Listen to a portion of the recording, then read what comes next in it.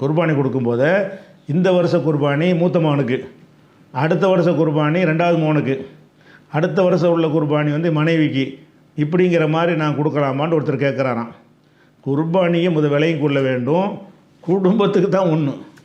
இவர் கொடுத்தாலே இவருடைய மகனுக்கு தான் கொடுக்குறாரு, இளைய மகனுக்கு தான் சேர்த்து கொடுக்குறாரு, மனைவிக்காக தான் கொடுக்குறாரு. அப்போ அந்த குடும்பத்திற்கு ஒன்று போதுமானது. எவ்வளோ நாள் நறுக்கலாம்னு இருந்தாலும் ஒரு குடும்பத்திற்கு ஒன்று போதுமானது அப்படின்னு இருக்கும் பொழுது இவர் ஏன் பெரிய பையனுக்கு சின்ன பையனுக்கு ஒன்று ஒன்று கொடுக்குறாரு? இவர் கொடுக்குறதுல அடங்கிருமா? அது இவர் மீதில் ஒரு கடமையை நிறைவேற்றுறாருன்னு சொன்னால் இவருக்கு இவருடைய பசங்களுக்கெல்லாம் சேர்த்து அந்த குர்பான் நிறைவேறும். ஆனால் அந்த பசங்க பையன்னு சொல்லக்கூடியவர் வந்து மேஜர் ஆகி போய் அவரும் கல்யாணம் பண்ணி அவர் குடும்ப பிள்ளை குட்டிகளோடு இருந்தார்னு சொன்னால் அவருக்கு வசதி இருந்தால் தனி கடமை அவருக்கு. அவர் சின்ன பிள்ளைகள் அவருடைய கண்காணிப்பில் உள்ள பிள்ளைகளாக இருந்தால் அந்த ஒரு குடும்பமாகிடுவாங்க. அவர் பெரிய பிள்ளைகள் கல்யாணம் பண்ணி கொடுத்து அவர் மனைவி மக்களோடு இருக்காருன்னு வைங்க, அப்போ அவர் வேறு குடும்பம் தான்.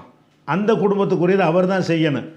நீங்கள் உங்களுக்குள்ளது எப்பவும் செஞ்சாகணும். உங்கள்கிட்ட வசதி இருக்கும் என்று சொன்னால் உங்கள் குர்பான் நான் எப்போ கொடுப்பீங்க? இப்படி கேட்டீர்கள்னு சொன்னால் உங்களுடைய குர்பான் எப்போ கொடுப்பீங்க?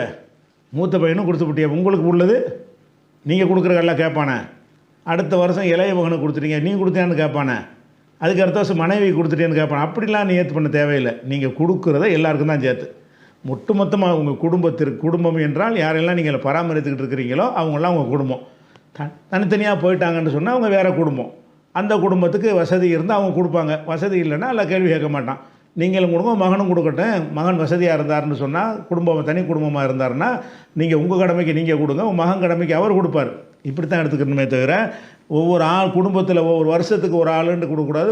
ஒரு குடும்பத்துக்கு ஒரு கடமை ஒன்று கொடுக்குறது கடமை. அது அந்த குடும்ப தலைவர் கொடுப்பார். அவ்வளோதான்.